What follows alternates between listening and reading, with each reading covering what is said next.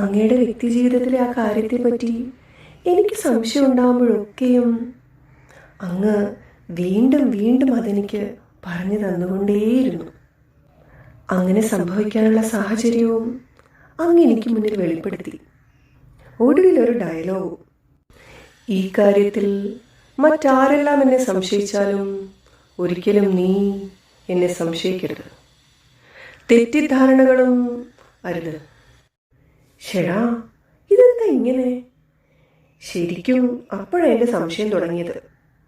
ആ കാര്യത്തെക്കുറിച്ചല്ല, എന്നോട് ഇങ്ങനെയൊക്കെ പറയാൻ മാത്രം ഞാൻ അങ്ങയുടെ ആരാണ് എന്നതിനെക്കുറിച്ച്.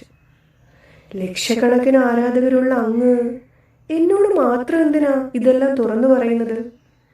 കേവലം ഒരു ആരാധിക എന്നതിനപ്പുറം ഞാൻ അങ്ങയുടെ ആരാണ് എന്നതായിരുന്നു എൻ്റെ സംശയം.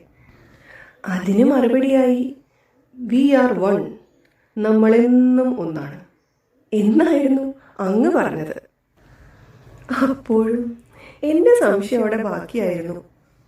അങ്ങ് ജീവിച്ചിരുന്നപ്പോൾ ജനിച്ചിട്ട് പോലുമില്ലാത്ത ഞാനുമായി അങ്ങ് എങ്ങനെയാണ് ഒന്നായത് എന്നുള്ള സംശയം. ഭൗതികതയ്ക്കപ്പുറം ഒരു ലോകമുണ്ടെന്ന് അതുവരെ അറിയാതിരുന്ന ഒരു പൊട്ടി പെണ്ണിൻ്റെ സംശയം.